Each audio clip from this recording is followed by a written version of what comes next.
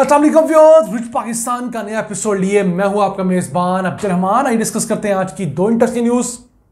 पाकिस्तान की एक्सपोर्ट्स रवां साल भी मज़ीद बढ़ रही हैं, अच्छे फिगर्स आए हैं। हमने इस रवां मालियाती साल के 2 माह के दौरान डबल डिजिट ग्रोथ रिकॉर्ड की है। एक्सपोर्ट्स के मैदान में कितनी ग्रोथ है, कितने 100 मिलियन डॉलर्स बनती है और इस साल हम कितने बिलियन डॉलर्स की एक्सपोर्ट्स कर पाएंगे, इसे डिस्कस करेंगे।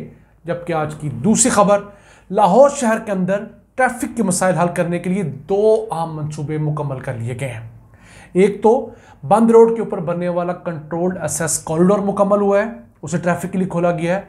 दूसरा, दरिया रावी के ऊपर एक आधे किलोमीटर का नया पुल बनाया गया है ताकि ट्रैफिक कंजेशन को हमेशा के लिए ख़त्म किया जा सके। इसे भी मुकम्मल होने के बाद आवाम के लिए खोला गया है। इसमें प्रोग्राम के दूसरे हिस्से में डिस्कस करेंगे, लेकिन पहले चलते हैं आज की सबसे अहम खबर क्या है। रवां मालियाती साल के पहले 2 माह के दौरान पाकिस्तान से अशिया के एक्सपोर्ट्स में डबल डिजिट ग्रोथ रिकॉर्ड की गई है। 14% इजाफा हुआ है हमारी अशिया के एक्सपोर्ट्स में। पिछले मालियाती साल के इन्हीं 2 माह के दौरान हम लोगों ने 4 अरब 50 करोड़ डॉलर्स की चीज़ें एक्सपोर्ट की थी।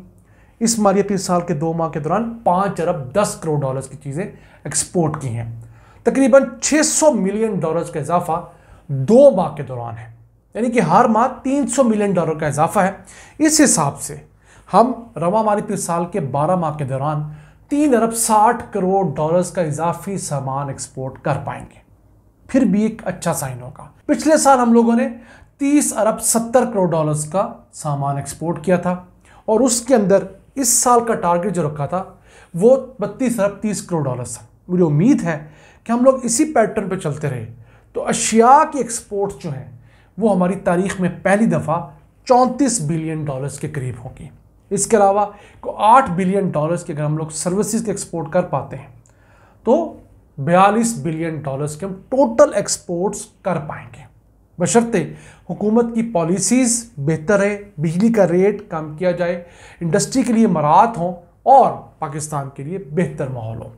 अब जहाँ पाकिस्तान की एक्सपोर्ट्स बढ़ रही हैं वहाँ पर कुछ हमारी इंपोर्ट्स भी बढ़ी हैं, वो भी हुकूमत के लिए एक अलार्मिंग फैक्टर होना चाहिए। हमारी इंपोर्ट्स तकरीबन कुछ 6% बढ़ी हैं। 8.6 बिलियन डॉलर्स की इंपोर्ट्स की हमने इन्हीं 2 माह में। एक्सपोर्ट्स की हम लोगों ने 5 अरब 10 करोड़ डॉलर की। जो हमारा ट्रेड डेफिसिट है वो 3.6 बिलियन डॉलर का है, जिसे हम लोगों ने आने वाली रेमिटेंसीज के ज़रिए तकरीबन ख़त्म कर दिया है। तो पाकिस्तान के पास अब भी मौका है, अगर हम लोग मुल्क के अंदर इंडस्ट्री को फ़रोग़ दें, यहाँ की जो लोकल इंडस्ट्री है उसे मराहत दें, उससे अपनी ज़रूरियात पहले पूरी करवाएं, फिर एक्सपोर्ट्स को बढ़ाएं और इंपोर्ट्स का जो मुंह खुला हुआ है मुल्क के अंदर, अभी भी बहुत सारी अशिया बरास्ता चाइना इंपोर्ट होकर आती हैं, उन्हें हम कदगने लगाकर रोकें, महंगा बनाएं। तो यकीन कीजिए इस मुल्क से एक्सपोर्ट्स बढ़ाई जा सकती हैं बड़ी मिकदार में। हुकूमत ने टारगेट रखा है कि 2027-28 तक हम लोग अपने एक्सपोर्ट्स 60 बिलियन डॉलर्स कर देंगे। अगर इसके अंदर सर्विस की एक्सपोर्ट डालें तो तब शायद हम लोग 2028 तक 60 बिलियन डॉलर्स को टच कर जाएं।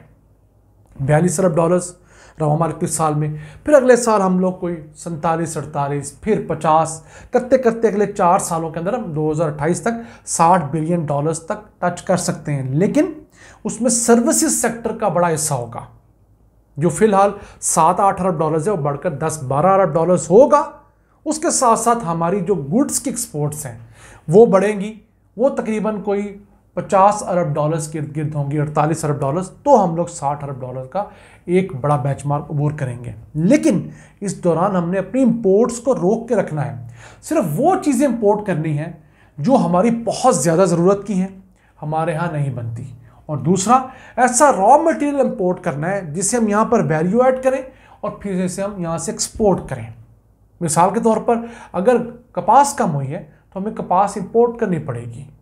ह्यूमन मेड फाइबर जो है उसे पाकिस्तान में बनाना चाहिए। इस तरह की बहुत सारी चीज़ें हैं जो हमारे यहाँ कभी सीज़न की वजह से या हमारी नालायकी की वजह से हम लोग मुल्क में प्रोड्यूस नहीं करते, उन्हें मुल्क में प्रोड्यूस करना चाहिए। और अगर नहीं कर पा रहे तो इंपोर्ट करके उन्हें वैल्यू ऐड करके एक्सपोर्ट करें ताकि पाकिस्तान अपने कदमों पे खड़ा हो।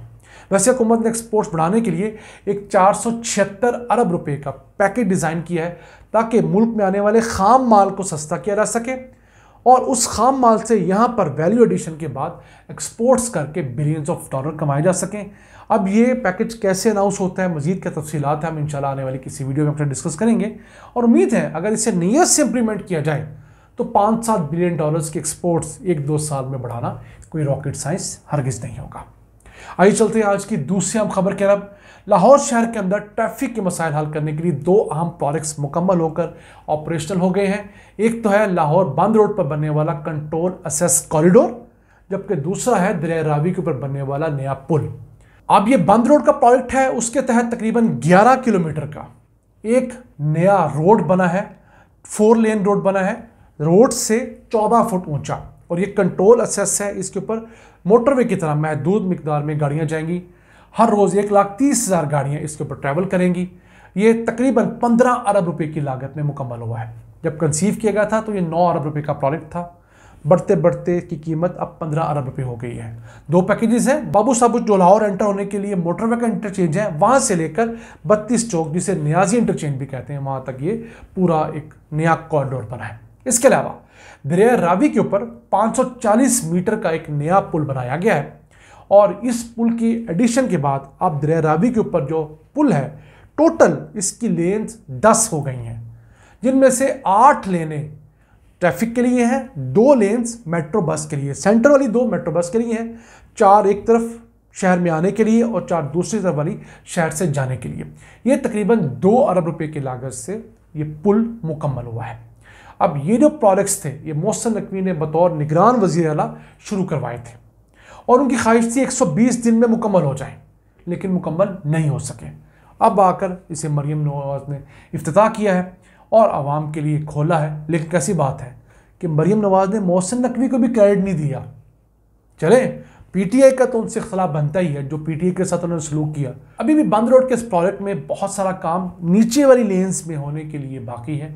जो इर्द गिर्द की आबादियों के लिए 2-2 लेन्स नीचे बनाई गई हैं, वहाँ पर अभी भी रोड के दरमियान में बिजली के खंभे जो होते हैं, टेलीफोन के खंभे, वो उस तरह की यूटिलिटीज़ अभी भी रास्ते में हैं। उन्हें उठाने में शायद 6-8 महीने 1 साल लग जाए। मज़ीद ज़मीन ख़रीदी जानी है, ताकि कई जगह पर जो बॉटल नेक्स आ गए हैं, जगह तंग हैं, वहाँ पर गुजरना मुश्किल है। शाम के टाइम पर इर्द गिर्द की आबादियों की वजह से ट्रैफिक जैम हो जाता है, उसे भी कंट्रोल करना है। अब हमारे हुक्मरान जल्दबाजी में, तेज़ी में, क्रेडिट लेने के चक्करों में प्रोजेक्ट तो शुरू कर लेते हैं, लेकिन जब वो बनना शुरू होता है पता लगता है मुकम्मल होने तक उसकी 50%, 100% कीमत बढ़ चुकी है।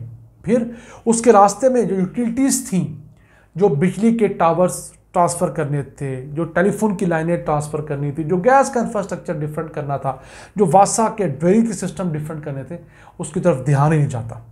क्यों? मतमे नज़र होता है फौरी तौर पर प्रोजेक्ट बनाया जाए, उससे कंप्लीट करके अपनी तख्ती लगा दी जाए। लेकिन किस्मत का भी खेल अपना ही होता है। किसी और का बनाया प्रोजेक्ट उसके ऊपर कोई और तख्ती लगाकर, फीता काट कर, अखबार में इश्तिहार देकर नंबर बनाता है। नाज़रीन, ये थे आज के एपिसोड। हमें उम्मीद है आपको पसंद आए होंगे। अपनी सजेशंस, अपनी आरा से हमें आगाह रखा करें। अपने मेज़बान अब्दुल रहमान को इजाज़त दीजिए। अल्लाह के बाद।